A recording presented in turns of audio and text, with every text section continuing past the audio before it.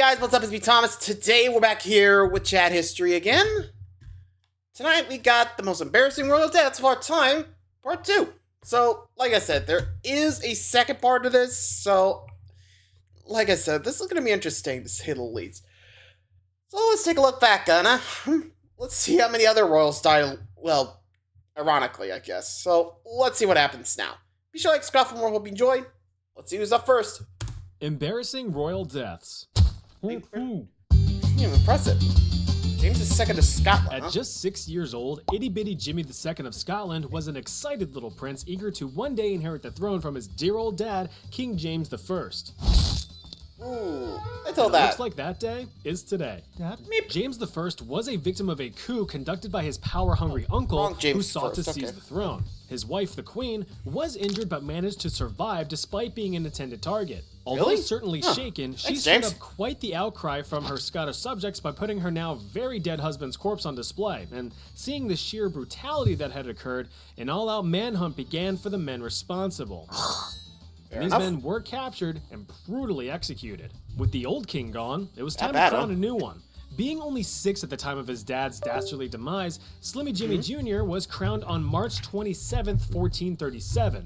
But since he couldn't make any sound decisions as a drooling youth, his still-alive mom took power as regent, acting as ruler on James's behalf. But therein lies the problem. See, the people of Scotland are what we call Scottish. The queen, now ruling over Scotland, hailed from England. You see the problem here.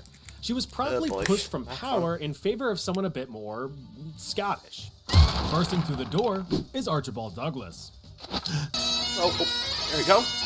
He's the king's much older first cousin. He took the job but died a few years later from a fever since there wasn't a cowbell in sight. Power was then passed to these two fine fellows, Lord William Crichton and Sir Alexander Livingston. Their goal was to keep King James safe and in power, but in such a hostile political environment, with all of these seemingly random people trying to do their best to position themselves into more power, sometimes it takes a bit of violence to achieve those goals. The best example of said violence being the infamous Black Dinner. In 1440, Lord Crichton and Sir Livingston held a royal dinner at Edinburgh Castle, where the king resided. At the top of the invite list were 16-year-old William Douglas and his 10-year-old brother, David Douglas. They were the sons of former fever-haver Archibald Douglas and a threat to the crown. While downing a hock of ham and a bushel of apples, or whatever they ate in those times, the brothers would soon learn that this dinner would come with a show. In the middle of the meal, a decapitated black bull's head was aggressively slammed onto the table in front of them. Ooh, dessert. Now, apparently having a black bull's bulbous block brutally bashed onto your beautiful buffet was a Scottish nobleman's friendly gesture of impending doom.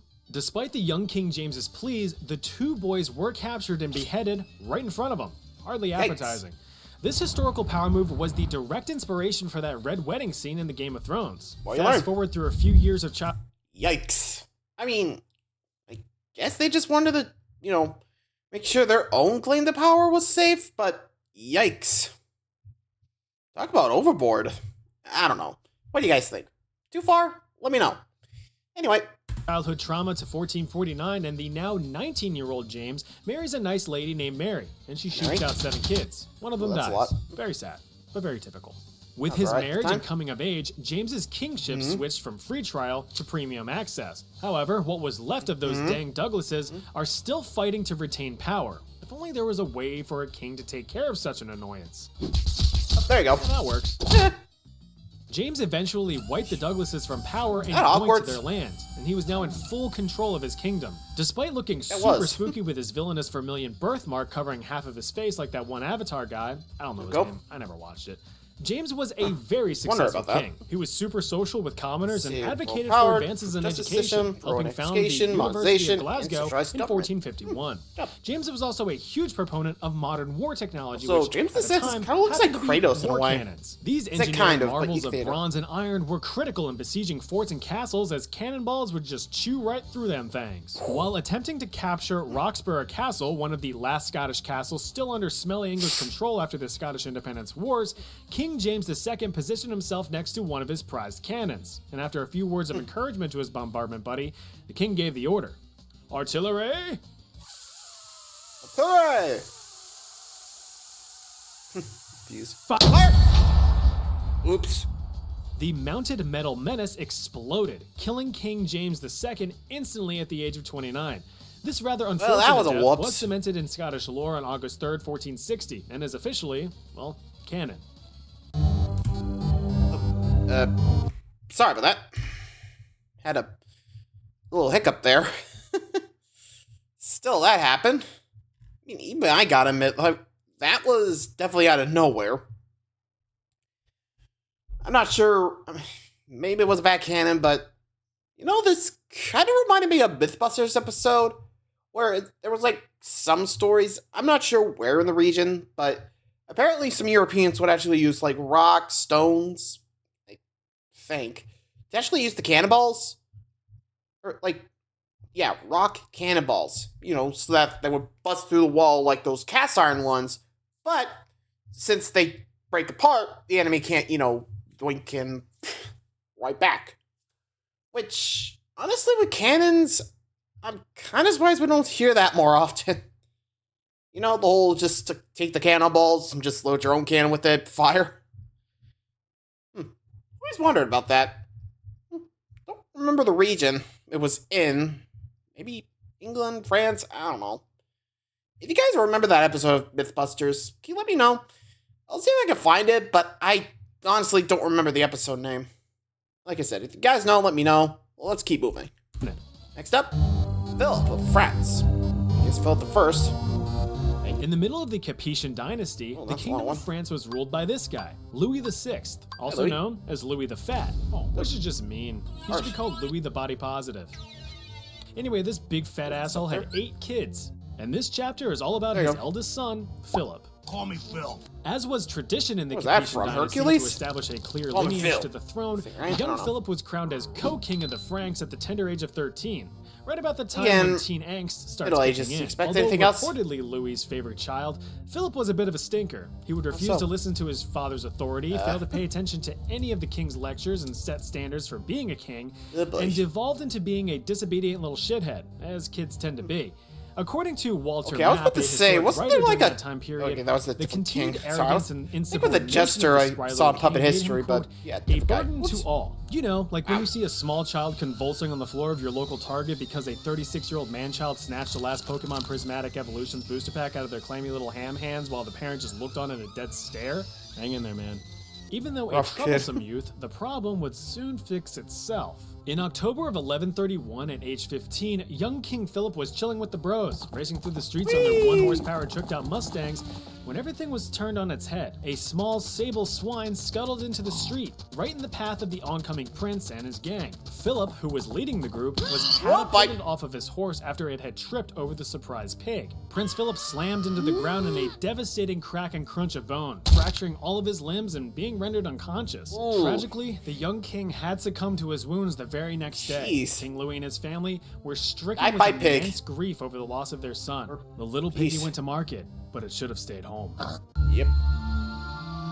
Okay, even I gotta admit, dying from like your horse tripping on a pig, I'm not sure how fast that horse was going, but yeesh, that might have been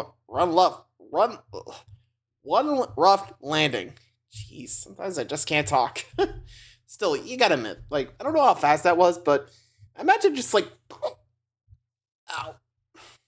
Jeez. Like, it goes to show you, you fall the wrong way, you're a goner. Anyway, next up, a royal flush on this chapter. Curious about this one. The sewers. George II, King of Great Britain, began life as a tiny little bratwurst in Hanover, Germany in 1683. His father, also George, was the first king of the Hanoverian era and a rather combative parent. Neither George liked the other and would always get into very heated and very public arguments over stuff like politics and other king things. But to be a little more specific, small George despised his dad's advisor, Robert Walpole, the guy considered to be the first British Prime Minister, and the one who was really pulling all of the political strings behind the scenes. Think Wizard of Oz, but with a smaller head and worse teeth. But one day, enough was enough. Big George banished Little George from the king's palace after a falling out. The prince was pretty okay with this. He and his wife lived in peace. Yeah, I guess he didn't have to deal with you-know-who. Well, the king died. Time to go be a king. Aww. Prince George achieved his kingship in 1727 at the age of 43. Views of his reign as king were mixed. Despite squashing political uprisings, expanding the arts, laying the foundations for the Industrial Revolution, and overseeing many successful military conflicts, including leading his troops into battle himself at the age of 60, his English subjects just couldn't get over the fact that he was German, so, you know, they were biased. Growing into his golden years, age started to really take a toll on the king. By 1760, King George II was 76, blind in one eye and hard of hearing. In the wee hours of October 25th, the rather fermented monarch rose from his bed, drank his iconic 6 a.m. hot chocolate, and excused himself to the loo to start his own hot chocolate. But it was here on his cushy secondary throne that things took a turn for the worse. A servant stationed outside of the royal chambers heard a loud crash and comedically tore the door open to find the root of the commotion. What he found was the king on the floor, seemingly having just finished his business. George was lifted onto his bed and tended to by his physician, but his body crapped out on him. The king was dead. An autopsy of the royal remains indicated that the king had died as a result of a thoracic aortic dissection. The first reported case in history. See that tear right there in the aorta? The big artery leading into his artery? Yeah, that's not supposed to be there. But how it happened is the question. And it is believed that the blood pressure required to cause such a rupture on an old man's already weakened heart came from a rather forceful push of the pelvic floor muscles. So, in an attempt to relieve himself of his intestinal burden, the king relieved himself of his mortal coil. Remember to stay hydrated. Yeah, true. And you know, ironically, I do remember, like, a Reddit story. Like, stop me if you heard this before, but basically there was this kid who was being bullied by, I don't know the names, I don't remember off the top of my head. Basically, the bully was picking on a little kid, stealing his stuff, you know, typical bully behavior. And the principal's letting it go because, well, nepotism. So, kid decided to get revenge by, well, as it turned out, learning that the bully had a sugar-free intolerance. Like, basically, he couldn't have, like, sugar alternatives because his body did not agree with it. That's all I could say so far. Or at least that's how it described it, because when he got back from suspension, because, again, nepotism, from the principal, the bully took the gummy bears, which, as it turned out, were sugar-free, and, well, let's just say he ate the whole damn bag. And, well, sooner or later, he shot himself. Yeah, he had that bad of diarrhea. And, like, apparently he had an eye patch on, because he, like, strained so, like, my eye.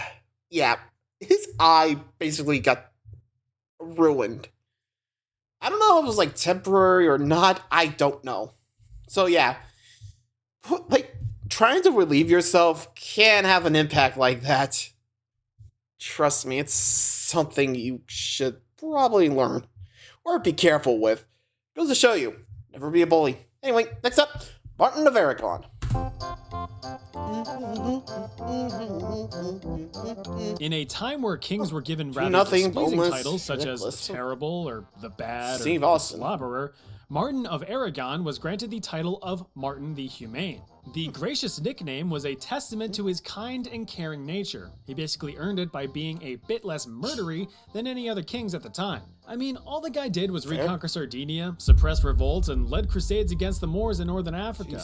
But other than that, he was a perfect little angel, focusing on internal stability within his own kingdom. I guess compared to everyone. But times of peace make for soft men. With little to no conflict to tend to in his later years, Martin grew older and wider. By 1410, at age 53, the king was rather rotund, wrinkled, and in a risky state of health, both physically and mentally. You see, his wife and his 4 children had died, leaving him all alone on his throne. He had married his distant and much younger cousin as a last-ditch effort to produce an heir, not even gonna ask. But with no success. The depressed and obese king had little more to live for, and would instead gorge himself in solitude. On one fateful night, the king had just downed a whole roasted goose by himself. Where does he put it all? If you've ever slammed down a large meal too quickly, you usually get some pretty bad indigestion, or as I like to call it, the ERP. Since this was the land before Tums, the king had to sleep off his discomfort. He lumbered up to his royal chambers and shimmied himself into his rather strong bed. To cheer himself up a bit, Martin clapped his greasy meat hooks together, summoning his court jester for some late-night entertainment so he could hop aboard the train to Sleepytime Junction with a smile, even though he had no idea what a train even was. The jester apparently took his sweet time while being summoned, as he was asked about where he was the moment he entered the king's chambers. And this was when all hell broke loose. What the heck took you so long? Well, now hold on. I can't in good conscience let this play out with at least putting up a disclaimer. What you're about to hear is the joke that supposedly ended a nearly 300-year medieval supposedly, dynasty. Remember? This is not for the faint of heart. You were warned. I was in the next vineyard, where I saw a young deer hanging by his tail from a tree, as if someone had so punished him for stealing figs. The king lost his absolute shit, reportedly slapping his belly in laughter for 3 hours straight, eventually falling out of his bed and collapsing on the ground where he lay dead from an apparent heart attack. With no heirs to assume the throne, the House of Barcelona, after ruling the Crown of Aragon for 273 years, fell after the delivery of a single joke. Now, of course, historians debate if this story is even true, as some accounts have Martin dying of the plague, food poisoning, or complications from the plague. Historical evidence those aren't makes nearly sense. as funny. Archduke Alexander Leopold of Austria was a big dumb nerd. While the world of royalty focused on politics, land grabbing, and who could kill who more effectively, Alex instead played with his chemistry set in the corner, scribbling notes in a language called mathematics. It's no surprise that young Alex took a liking to the sciences, as his dad, Holy Roman Emperor Guy Leopold II, was a strong advocate for Enlightenment principles and the study of natural sciences. Today's lesson is called gravity. Whoa, gravity. But since he was still an emperor's son, involvement in politics was inevitable. Take, for instance, the Kingdom of Hungary. It wasn't officially part of the Holy Roman Empire, but it was somehow still ruled by it. There were governors in charge, but Emperor Leopold was all, here's my son. Make him do something. And thus, little Alex was elected into a lordship position known as a palatine. He had a pretty good time in that position until the Jacobin conspiracy. A group of rebels were trying to have the Kingdom of Hungary break free from all Holy Roman Empire control, instead giving the royal crown to Alex. He very firmly said no, and the rebels were punished severely. With all of this political nonsense, Alex yearned for the simpler times of just mixing chemicals together to see what blows up. So in 1795, at the age of 22, Alex left Hungary for Vienna, Austria, and took up residence in Laxenburg Palace. But one summer, the young Archduke decided to turn up the heat and dabble in homemade pyrotechnics, a hobby that is famous for its safe and non-destructive nature. Expecting a visit from his cousin, Alex decided to rig up an extravagant fireworks display inside the palace. Hey, just because you're educated doesn't mean you're smart. To be fair, he, along with a few servants, set up the show within a fortified armory called a casemate, with the intent of firing the rockets towards the outside. So it's not like he decided to just shove firecrackers into a kitchen cabinet for shits and gigs. He was a man of science after all. Nevertheless, all gunpowder and makeshift explosives were stored inside the fortified walls. When his cousin arrived, he attempted to fire off the first rocket, but since Mother Nature has great comedic timing, a rogue gust of wind blew the rocket over, launching itself into other explosives and gunpowder reserves.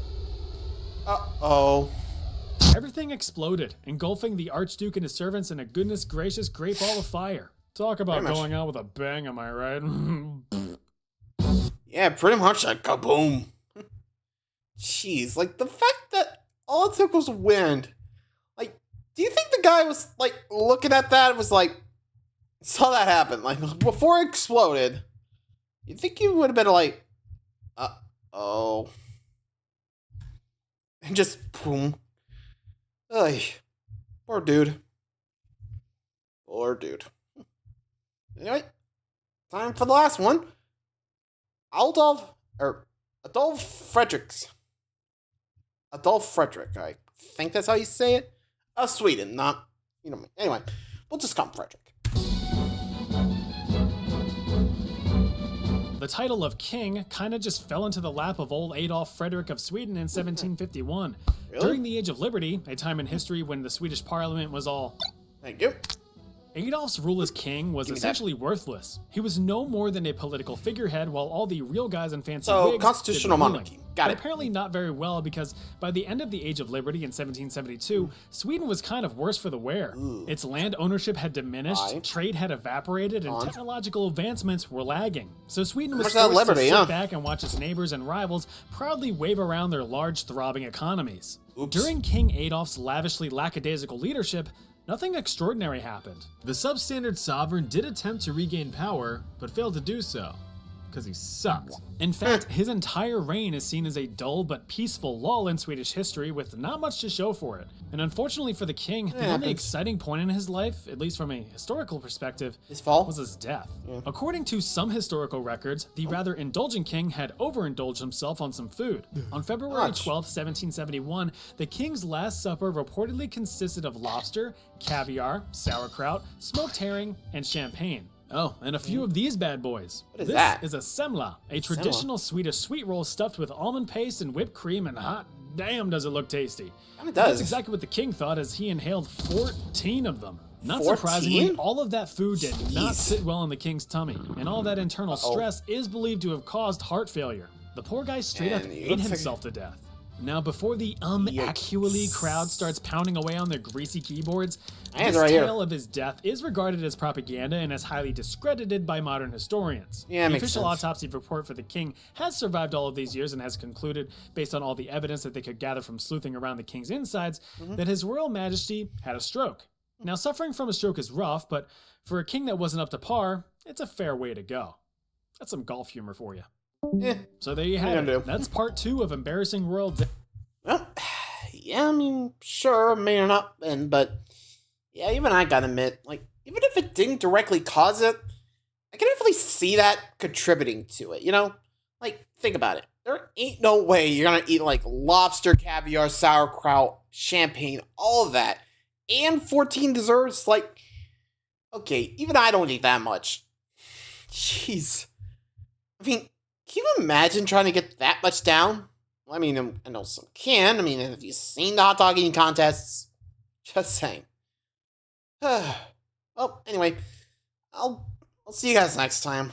Let me know what you guys think of these roll does. Which ones do you think so far are the most embarrassing? See ya.